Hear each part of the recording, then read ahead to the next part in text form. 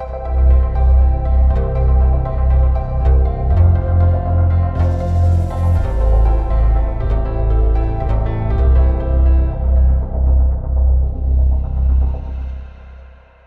federated learning. So basically, the idea of a new way of looking at the knowledge transfer algorithms in federated learning is that the way that is done today is that participants share the knowledge of their local models by sharing their parameters or their gradients over time repeatedly after each iteration of update. And this has many security and privacy issues. It also has the communication issues. It also has the limitation that all the models should have the same architecture, because that's how you do the aggregation. If they have different architectures, then you cannot aggregate. Oh, thanks a lot. Yeah, so on the issues, basically, there are many attacks. So federated learning, as like many people think, is a privacy-preserving technology. It's not. So the parameters that you share leaks a lot of information about the training data. Membership inference attacks have been shown to be very powerful. The attacker can also infer a lot of latent features about the training data. And also in terms of the robustness, it has been shown that there's a lot of influence that the attacker can have over the parameters of other models or the global model. So you can, yeah, you can keep it there. Yeah. So because what happens is that if an attacker manages to poison the global model, everybody would just overwrites the local model with the global model, and then the attacker is able to poison all the participants' models as well. So you open up the model, privacy issues, you override the local models, robustness issues. And we have also shown that the attacker was able to run a lot of active attacks to even further improve the accuracy of his inference attacks on federated learning setting. So for robustness, there are a number of techniques that has been designed on using robust aggregation techniques at the parameter server. But if you go connect to the next slide, the error guarantees that are provided by these algorithms is in the order of square root of the number of dimensions of the parameters. So this gives a lot of space for the attackers still to influence the models. There are a lot of interesting recent attacks that, despite the fact that there are these techniques or robust aggregations in place, the attacker can damage the accuracy of the model or embed backdoors. So what we are suggesting here is, next slide, maybe. Yeah, so this is a joint work with Amir Humansad, Virat is a student, and my student Hongyan. So the idea is very simple. Instead of sharing the parameters of the models, what we want to share is the knowledge that the models have for a particular task. So we use a public data, and then we share the predictions of the models on the public data. The number of dimensions for these vectors that we share are very small. It's the order of the number of classes, for example, in a classification task. So if we use robust aggregation on them, then we can provide a very tight error guarantee. The attacker's power in changing them is highly limited.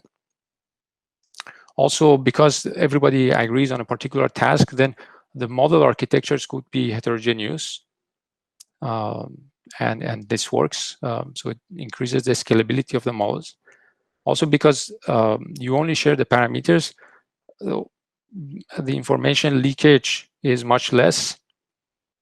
It's also easier to protect privacy in that in a black box setting. So it also provides privacy. But our focus here was on protecting against poisoning attacks. So if you go to the yeah, so one slide is missing there because of the animation. But here we showed that all the existing aggregation techniques for federated learning would fail against one particular type of poisoning attack, but Kronos against the strongest one still gives a very high accuracy. Also for membership inference attacks, the next slide, the accuracy of the attacker is much less, which means that for different types of data sets, the amount of information which is leaked about the records, individual records in the training data of the participants is much less than sharing the parameters. Yeah, so that is more or less the overview of this new scheme. I think this is very promising because there are a lot of work on knowledge transfer in machine learning, different types of algorithms for distillation, and they could be used to further improve the accuracy of this this technique. So with that, I'll be happy to discuss this if there are also questions here. Sounds good. Let me go through the Dory. There's a question from Pratik. So Pratik said knowledge transfer for federated learning sounds very interesting. I am wondering what are the limitations of this approach? For example, what if public data is not available? Any privacy leaks even with knowledge transfer? Yeah, so the assumption is that there is some public data that we agree on, but there are algorithms that require smaller public data for knowledge transfer. So there are some optimization techniques that have been proposed in the ML community recently. There is information leakage, but practically it's much less compared to the opening of the whole parameter vector. There is more interesting work that could be done there, and yeah. So, but we just ran the attacks, at least in this paper, and the information leakage is much less than the case of. And some of the inference attacks are even like impossible, right? For example, the inference attacks that try to infer the latent features of the training data are not doable because you're not sharing the parameters. Sounds good. Any other questions? So I have a very quick question. What about the issue of protecting against attacks that are unaware of the peculiarities of your algorithm? That was my feeling when I saw the talk. It looks like all the existing attacks make strong assumptions about what the underlying algorithm does, but yours is radically different. So to what extent can you prove that you're indeed leaking less?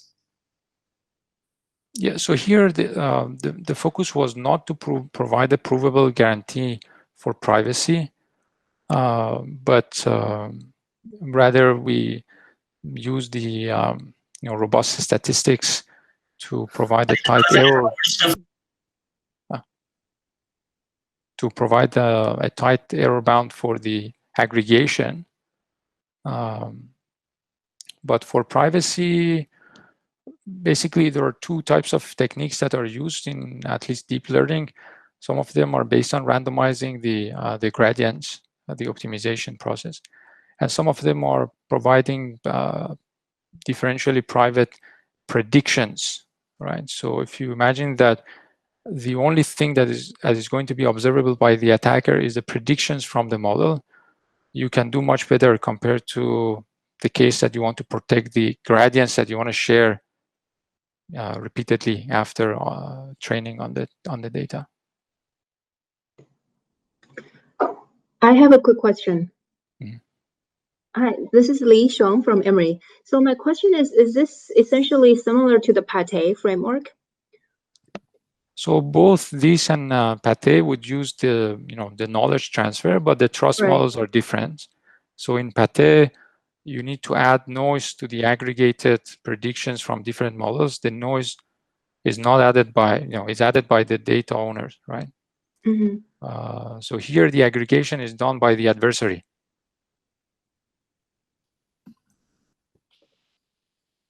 Thank you. So next, can we move to the next talk? Thank you, Riza, again. Yeah, thank you. So next talk is Ifer. Could you present if you have some slides? Okay, so Hello, my name is Aifer Özgur. I'm from Stanford University, and this is joint work with my student, Weining Shen from Stanford, and Peter Kairos. So, okay, we're interested in federated learning, and already I think in the previous talk was mentioned that two of the well-recognized challenges here are achieving communication efficiency and also preserving the privacy of the user data. And what we are trying to do in this work is to try to see if we can address both of these challenges simultaneously. And we kind of approach this problem from a distributed estimation perspective. And we look at both statistical estimation models, say like discrete distribution estimation, where you assume that you have samples from an unknown distribution distributed across a large number of nodes, and then at the central server, you need to estimate the unknown distribution subject to privacy and communication constraints. We also look at various so-called distribution-free settings. For example, the corresponding setting for discrete distribution estimation in this distribution-free case would be frequency estimation, where you're not anymore making any assumptions on how the data is generated. You're just trying to estimate the empirical distribution of the samples available at the users. We also look at settings like distributed mean estimation, where you have you assume that you have some real vectors, d-dimensional vectors, let's say, available at each of these nodes. And then the central server is trying to estimate the average of these vectors. This is obviously a basic building block in many optimization algorithms, including, for example, distributed stochastic SGD. And again, the goal is to somewhat understand how we can solve these problems under joint communication and privacy constraints. And communication constraints here can be modeled by basically limiting the number of bits available per node for communicating their sample. Privacy constraints, we use local differential privacy to model the privacy constraint. And obviously, none of these settings are new, and actually, many of them have been studied in the literature under communication and privacy constraints. But what I'm trying to do in my talk is to argue that previous works in the literature typically look at one of these constraints at a time, either achieving communication efficiency or achieving privacy, whereas in practice, we care about both of these things, and we probably want our schemes to be both communication efficient and private.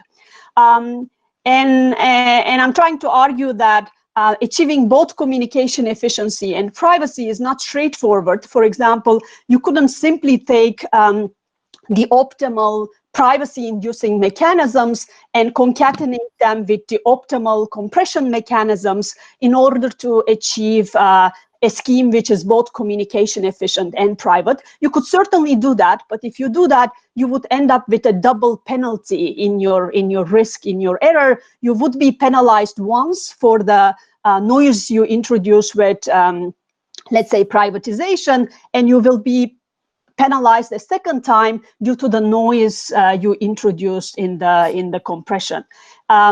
So maybe I can jump here. So you can see that here, for example, in this expression, because of this double penalty, when you do the math, you will typically end up with a minimax risk that will scale like d square, where d is the dimension of your problem.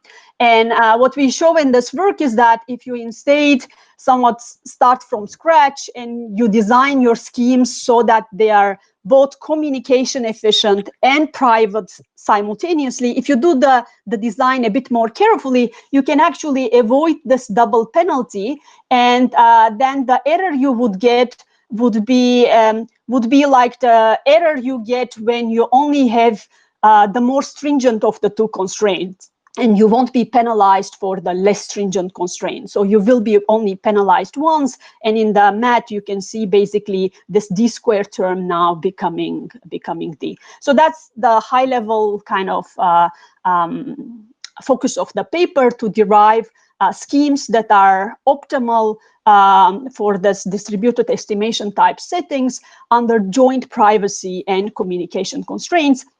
In my talk, I think I went over discrete distribution estimation as an example in a bit more detail, but the same thing happens also, for example, with distributed mean estimation. And again, if you just concatenate the optimal privatization and the optimal compression mechanism, you will end with a term that looks like d squared in the error. But if you design things a bit more carefully, you can actually avoid that double penalty. And you can show that basically our proposed scheme here is indeed optimal under joint privacy and communication constraints. And in the talk, you can also find a few kind of experimental results. Maybe let me mention this one. So here, what we do is we look at the mean estimation problem. We generate data in a certain way. It's Gaussian, but it's non-identical at different nodes, over different coordinates. And here, it's known that the optimal privacy-inducing mechanism is this private unit. So this achieves optimal L2 error. This is now, this figure is as a function of the number of nodes. But if you use this strategy, you would need roughly 2,000 bits per node in order to implement the strategy.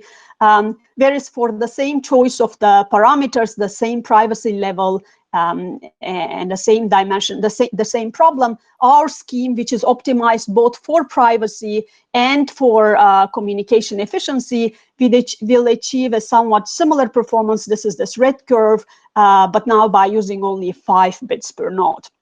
And if you were to take this privatization scheme and you forced an optimal compression scheme on top of that, let's say 5 bits compression, then the performance of this concatenated approach will be significantly worse than what we are able to achieve, what is fundamentally possible, which is this red curve here. You see that the performances diverge quite a bit.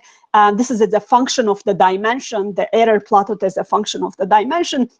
And this is precisely because of the fact that this concatenation approach suffers a double penalty. The error scales like d squared, whereas the error of our scheme, you can't really see it here, but it's linear in d. And I guess this is all I would like to say. You can find a few more details in the recorded talk if you're interested. So thank you. Thank you, Ayfer. Let me remark that some more questions for Risa also showed up in the Dory. So Risa, feel free to have a look, take a look, and then reply to people. There's a question from Adam.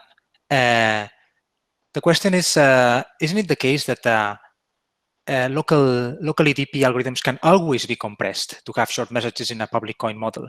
Doesn't low communication come for free with LDP? I wanted to mention the question, but we're tight on time, and this looks like a discussion on property of the local model that you could maybe discuss on the site if you don't mind. Thanks, Adam. Yeah. Okay, so next is Adam Smith on cardinality estimation with privacy, as you would expect. Okay, so I'll just talk briefly, I guess, about this work. I have a video presentation on in the materials for the workshop. This is on private algorithms with minimal space. It's joint work with Shang Song and Abhijit Thakurta, who are both at Google Research in Mountain View. Okay, so we're in imagine a data stream setting. We've got this stream D that consists of a sequence of records that are coming one at a time at an algorithm. The algorithm processes these records and maintains only a small memory of its, some number of bits. Let's call it S. And when it's done with the stream, or it's decided it's had enough, it produces some output, which hopefully is close to some target function f that is to be approximated. Okay, so this is like a classic data streaming setting. Typical goals in this kind of setting might be that for every data set, our algorithm produces with high probability an approximation to f with low relative error, say at most some parameter gamma.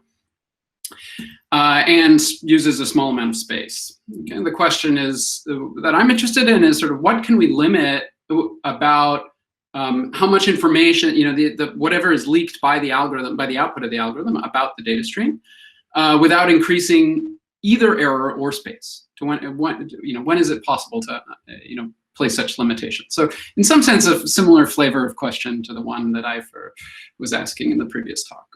Okay, so we'll look at this using differential privacy. Of course, I'm not going to define the notion. It's some restriction on the algorithm that gives us a guarantee on what is leaked about any given individual in the data set. Because it requires randomization, it also requires approximation. You have to, you have to introduce some error. And there are lots of different ways of getting like an upper bound on how much error is required by the differentially, or how little error is required by a differentially private algorithm. A common one is to use the global sensitivity of a function. So this is a measure of how sensitive it is to any one entry in the data set. And by now 14-year-old result is that there exists a differentially private algorithm called the Laplace mechanism that can approximate any function up to additive error equal to its global sensitivity over epsilon. Okay. We're bounded above by that in any case. Okay, so this requires computing this function exactly. And of course, depending on the function, that might require a lot of space. So the kind of working conjecture for this paper, and I have no idea if it's true at this level of generality, but I'll advance it as a punching bag, if you will, is that every function that has a low space algorithm ignoring privacy also has a low space algorithm that's differentially private, and that induces only a small amount of additional error. So an additional additive error of roughly the global sensitivity over epsilon. So this is a general conjecture. Again, I don't know if it's true, but it turns out to be roughly true for at least one interesting case, which is that of counting distinct elements. So here our function is the number of distinct records or values that appear in the data stream. Maybe the number of unique users in an ad campaign or something like that. If we don't care about privacy, there's a classic algorithm called the Flageolet-Martin sketch that requires a number of bits, which is log u over gamma squared. Here, gamma is the relative error, and u is at some upper bound on the number of distinct elements in the stream. And this bound has been tightened a little bit to log u plus 1 over gamma squared by Kane, Nelson, and Woodruff. Okay. On the other hand, if we don't care about space, but we do care about privacy, it's easy to get an additive error of 1 over epsilon.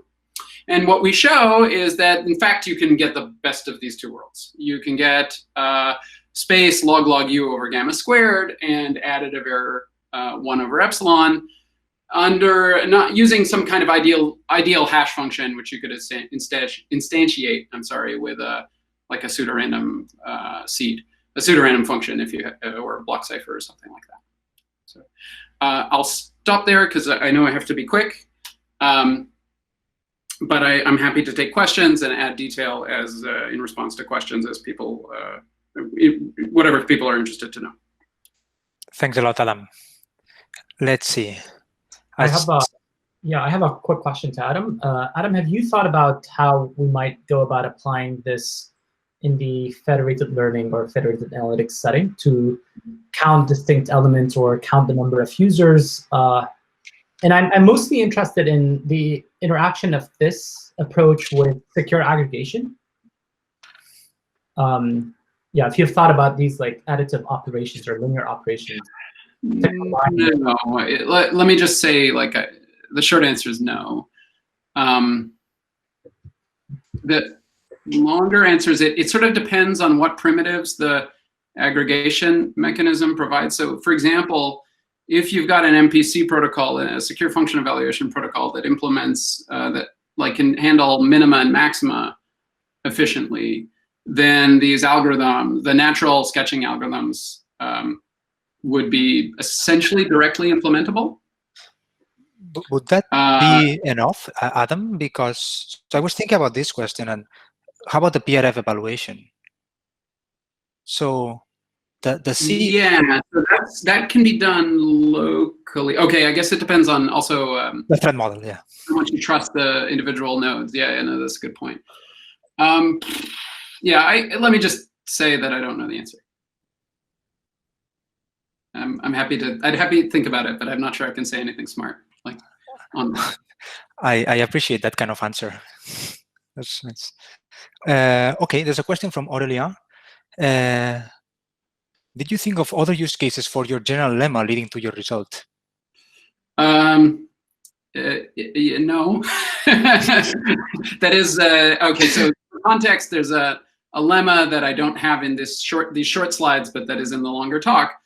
That helps us analyze this Flageolet-Martin sketch. So what I didn't say is that basically what we argue is that this Flageolet-Martin sketch is itself differentially private.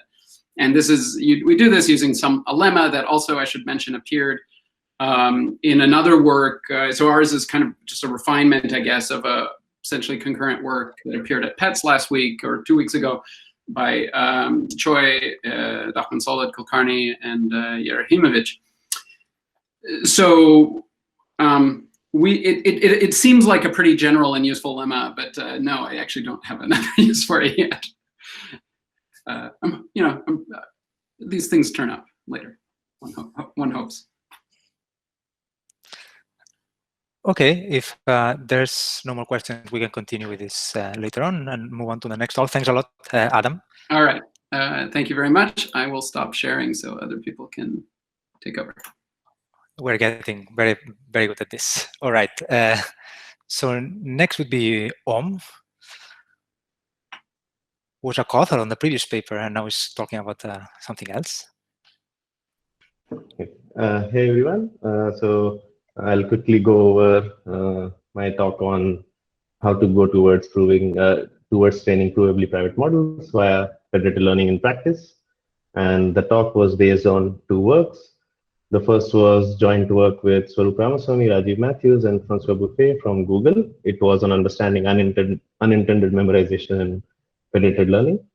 The second work was privacy amplification via random check-ins. It was joint work with Borja Bolle, Peter Kairos, Brendan McMahon, and Abhijit Thakurta. So that's where the source of confusion might come about. So to start with understanding memorization in FL, it stemmed from the following observation that we had, that there were prior work that evaluated how models unintentionally memorize unique occurrences in the training data. And what we saw was if we start with the same data set and train the models in the previously explored setting versus FL, there was a huge difference in the amount of memorization that the models exhibited. Although the accuracies were pretty similar. So we had same utility, but very different amounts of memorization. So exploring this further, what we saw was that starting from the central learning setting, if you replace, there were like various differences that we identified in the 2 settings.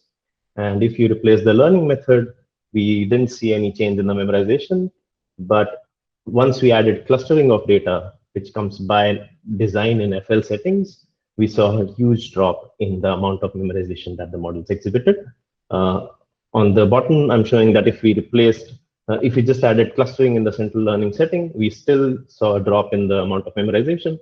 But when we replaced the learning method in that, we saw a slight further drop in the memorization.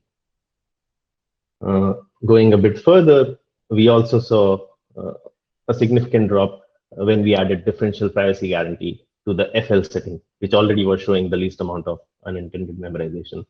So the conclusions of this work were that clustering or non-IID users in the dataset showed the biggest impact in reducing memorization. Adding the learning method of federated averaging provided a further reduction in this setting.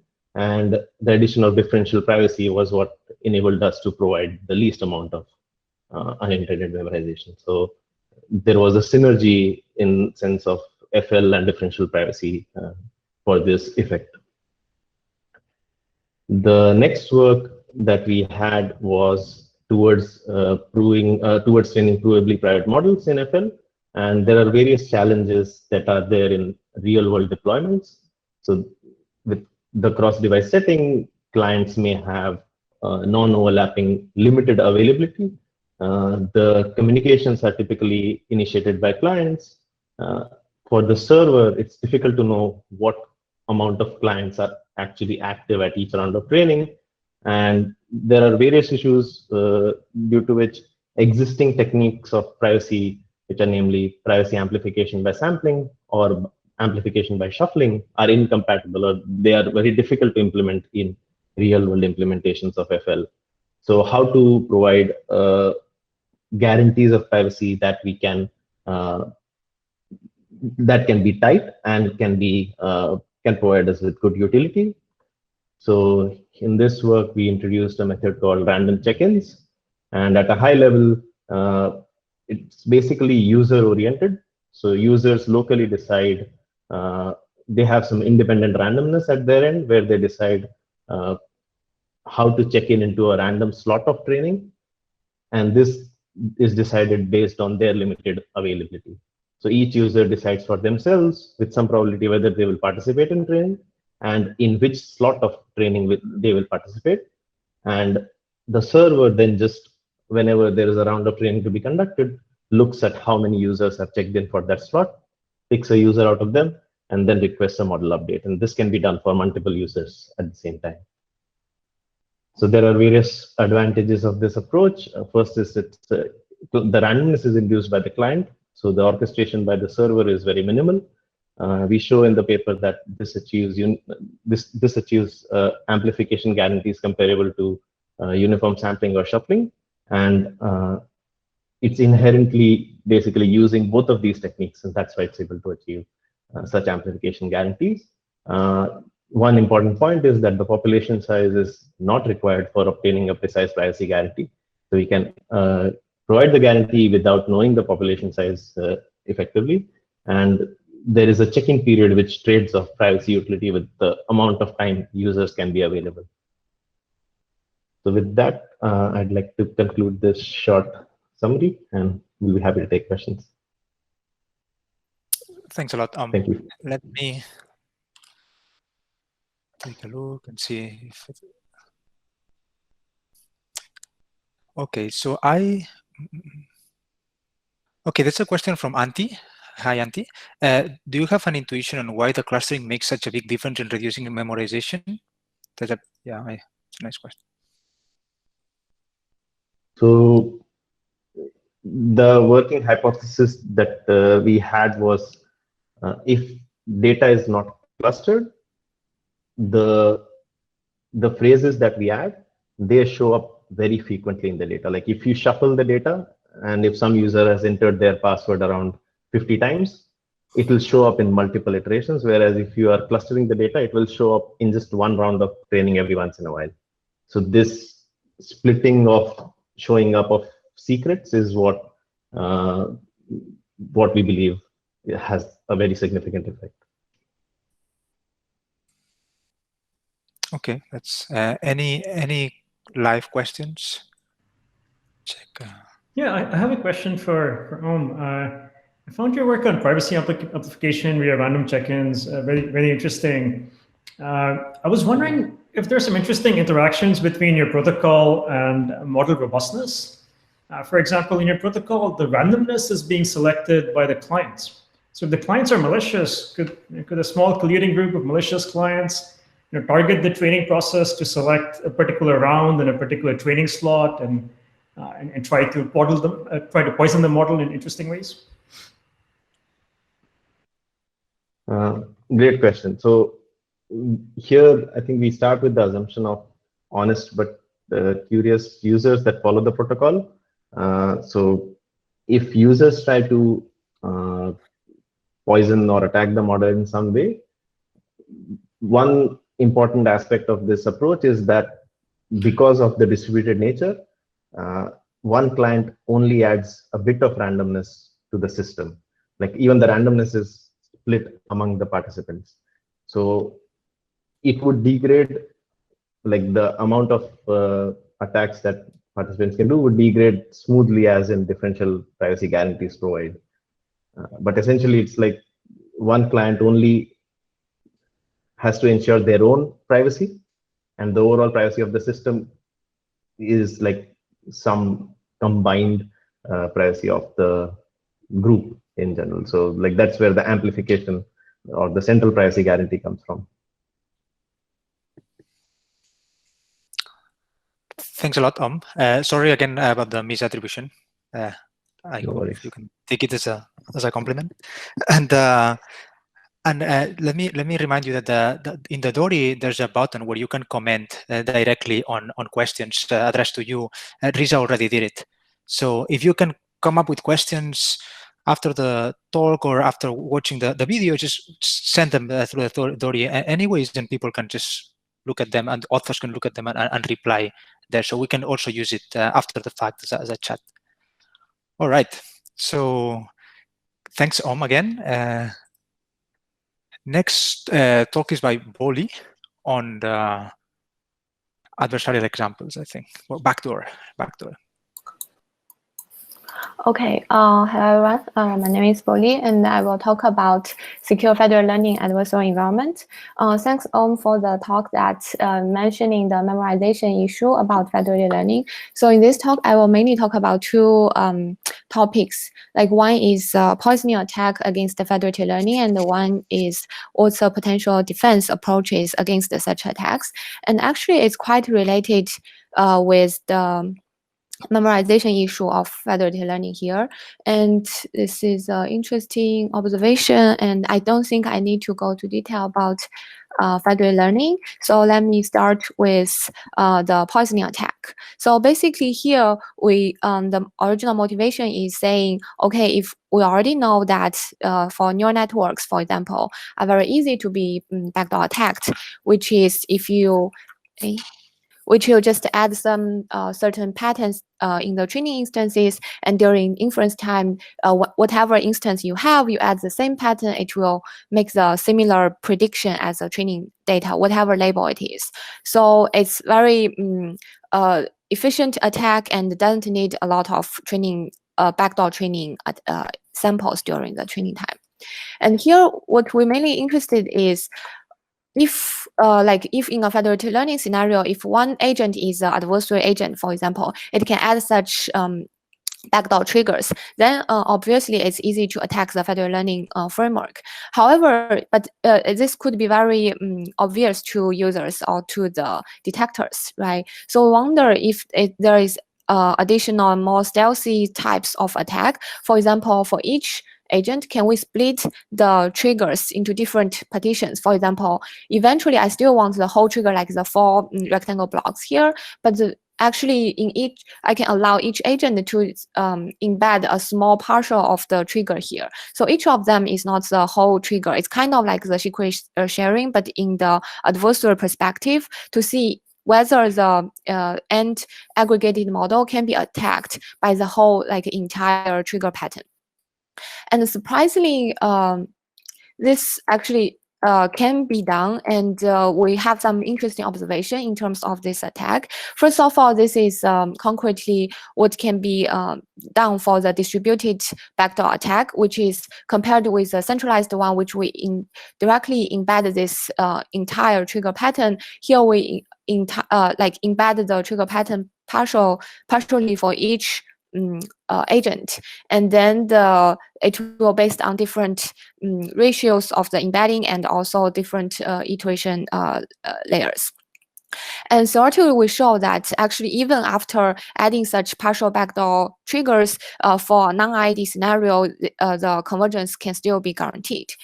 And empirically, we show that very interesting. First of all, if we compare the distributed and centralized backdoor attacks this way, and we can see this black line here. So even though the whole model have not seen the whole backdoor trigger yet, but in the end, the whole backdoor trigger actually works the best in terms of the attack, which is quite interesting and showing some structured memorization properties of the federated learning mechanism. And also here, another find out is that even the whole entire integrated model haven't seen such global trigger yet, it will actually stay longer. Right? stay longer than the stay longer than each partial backdoor. So if you like fine tune, retrain the model again, you can see the deviation is much slower than the dot line, which is a centralized trigger. So it means that it can memorize longer, and it can actually indeed memorize the whole collection of the partial triggers as a whole global trigger, even though it's never seen such global trigger before. And this phenomenon is true for different data sets, including image and tabular and NLP data set. And very surprisingly, the whole global trigger even have not been seen can attack effectively for the whole federated learning scenario. So that raises us to think about what's the potential defense against it. And there are several potential ways for it. For example, one typical way people are doing is use robust statistics. For example, one work we have is that we can show if we take media, which will be relatively more robust than the average, and when adding Gaussian noise to the media aggregation, we can see in the non-ID setting, the convergence can still be guaranteed with non-trivial proof, which is actually surprising to us. But another very interesting potential defense approach against such distributed attack I want to mention briefly here is about this provable robust guarantee against backdoors through randomized smoothing. So the background is that the randomized smoothing is a technique that has been applied against the evasion attacks. So basically, if for each instance you sample the surrounding points and then makes a prediction as an aggregation or expectation of the surrounding points, so that your prediction will be smoother. Essentially, you will get a smoother classifier so that it will be more robust against say adversarial attacks, because the prediction will be more consistent within certain radius. And similar here, this process can actually be applied to this training process instead of the testing process, so that for each agent, when you train your model, you will still sample surrounding points for each training points, and then use this smoothed version of, say, training points to train each local agent, and then use that as an aggregation for the final global model. And this actually shows, you can see by adding a sample, say, Gaussian noise for each instance, so we can collect a smoothed version of training data set, and then give this to train each local model and aggregate them together. And there are some details. For example, you can imagine when you add noise, the distribution is different with the testing data. So you have to generate a certain hash function as a seed, so that you will move the test data a little bit based on the random seed as well. But that's a little technicality. Eventually, we can show with such smooth training version, it can prove the first certified robustness against the poisoning attacks, either it's centralized or distributed backdoor attacks in this federated learning scenario and on different data sets. And here are some numbers. We don't need to care about the numbers. And the story just want to show here, if you have a radius with certain say L2 with L2 norm with 1, and you can certify the model with about 99% confidence, meaning within this radius, your lower bound of the accuracy is 99%. Of course, with data set become more complicated, and ImageNet, this number dramatically drops, and further analysis for data augmentation and unlabeled data analysis will be helpful to increase such certified accuracy against the poisoning attacks. Yeah. With that, I'm happy to take any questions. Hey, Bo. I have a quick question.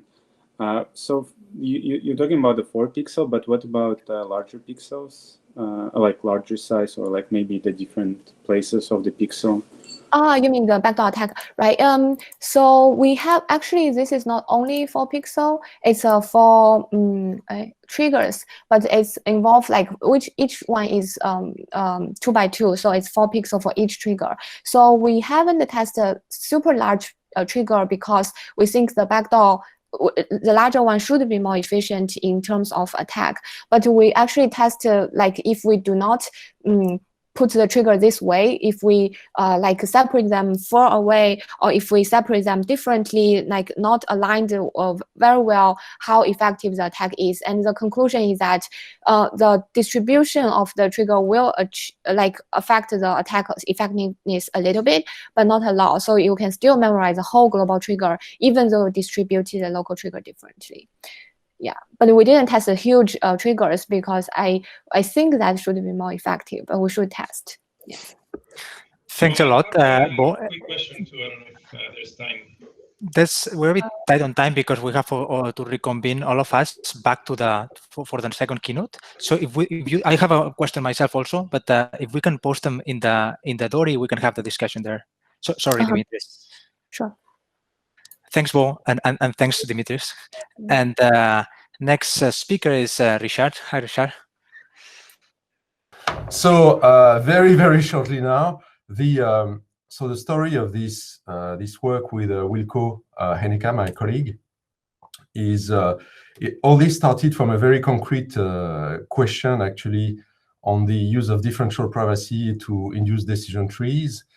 And then came this quite surprising, at least, observation, which is that the way to learn decision tree differs radically depending on whether you care or not about privacy. And in this case, this is differential privacy. So what we did is try to dig a little bit into this observation to find whether there was really a rationale for this big difference. And we ended up with, indeed, what we call a privacy versus boosting dilemma for decision tree induction in the context of differential privacy. And then we somehow designed a workaround to properly operate in this dilemma with an algorithm. So I'm going to pass on these slides. So this is just a standard decision tree induction. So what we did is we tackled the problem using the sort of losses that people usually consider in decision tree induction, which are born from proper losses, so essentially losses for which bias prediction is optimal. And if you look at decision tree induction, the splitting criteria that are being used in many popular algorithms like CART, C4.5 or others, actually, the loss they use are actually proper losses, and they just stem from different losses. So essentially, you change this function, which is called the bias risk. You get a different splitting criterion, but at the origin, you have the same sort of theory. So considering boosting let's say the additional brick is the algorithm to, let's say, minimize this proper loss in a way that you're going to have some very interesting boosting rates under some very weak assumptions about the splitting of your nodes. So essentially, you iteratively and recursively split the leaves in your tree, following the repetitive minimization of the bias risk of the proper loss that you have chosen at the beginning. So essentially, if you look at the boosting picture of what is happening for proper losses, if you imagine an axis in which somehow you could display what is called the weight function of your loss, which is just the negatives, the second derivative of the bias risk, which is going to be a positive function because your bias risk is concave, then essentially what you observe for boosting is that within quotes, the more concave, the better it is. So essentially, boosting rates go with the curvature of the loss. So this weight function. So you could put in this against this axis let's say the popular cases that you have in CART, C4.5, and you even have actually an optimal splitting criterion from the boosting standpoint, which is called a Matsushita's loss. The empirical risk, interestingly, would be the worst, actually. So then when you put differential privacy in the picture, there's one use of the exponential mechanism, which I like a lot for decision tree induction, because this is the exponential mechanism. And I like it a lot because essentially you just randomize the choice in a list of splits. And you can imagine that if all your splits or many of your splits actually satisfy the weak learning assumption for boosting, then you're going to end up with an algorithm which is going to be at the end, giving you some very accurate models, even with differential privacy. So somehow there has been this first analysis of some of the conventional criteria to split leaves in decision trees from Friedman and Schuster in 2010. So somehow what they showed for 3 of these choices is that somehow the sensitivity of the function that you use to rank the outcome is extremely important. Of course, this is differential privacy, but the difference in terms of sensitivity can be quite significant depending on the function that you choose. So what we did is essentially we generalized this analysis, and somehow what we showed is, unfortunately, that for the exponential mechanism and the sensitivity of the splitting criterion that you have for decision trees, the behavior against differential privacy is quite the opposite, in fact, of the behavior against boosting. If you consider that somehow, as your criterion becomes more concave, it's going to be, in fact, very expensive from a differential privacy standpoint, whereas you can enjoy the fastest boosting rate. So there is somehow, let's say, a dilemma on the way you can pick the splitting criterion to properly operate both in a differential privacy and against the boosting criteria. So what we did to navigate this dilemma very quickly is actually we designed from scratch a proper loss. We designed a proper loss with a knob in the loss, and this knob actually allows you to tune the position of your loss against the scales of boosting and sensitivity for differential privacy in the complete range of these scales. And then what we created is an algorithm to tune during induction, so it's data dependent, to tune this knob in a way that somehow you're going to favor boosting when you're close to the root of the tree, because this is where you have the largest number of examples. So boosting is the most impactful. And because you have lots of examples, then eventually the noise that you're going to put in the choice is not going to be as big as the one you would put near the leaves. And then progressively, as you go deeper in the tree, you're going to change, slightly switch this knob to actually focus more on the privacy part and less on the boosting part. So this is just the, let's say, the loss that we have crafted, defined from what is called the partial losses of the loss. So essentially, we just pick the 2 extreme losses in this privacy and boosting scale, and we just combine the 2 of them. So we got the various functions that are interesting from both a boosting and a privacy standpoint. And we ended up with this result, which essentially says that even in a differential privacy context, if you fix properly the parameters of the loss and the other parameters in the algorithm, considering the weak learning assumption, you have an additional one which is related to privacy. Then with high probability, you can actually have an algorithm whose splits are all going to comply with boosting as well, and boosting as well in the context of differential privacy. So that's actually interesting. So we did, in fact, a lot of experiments. You will be able to find much more experiments in actually the draft that's currently on archive. The message of the experiments is that this tuning, which we call objective calibration, by the way, this tuning can be interesting in a privacy setting, but also without privacy. So somehow there is this is potentially an algorithm that could be interesting for both the private and non-private standpoints. So that's maybe a good starting point to somehow reconcile these 2 extremes in the world of decision tree induction. And I think I will stop right here, just to make sure I don't spend too much time. And if you have any questions, please don't hesitate. Thanks, Richard. So we're very tight on time. So let's refer the questions to the Dory, which is hot at the moment. So you will have some work there. There's like very nice questions. There's questions for there's questions for Bo. Adam has left some additional, has given additional input on some previous questions. So please go ahead. This is going to be open for a few days. Okay, so we can continue this discussion there. And now let's all head back to the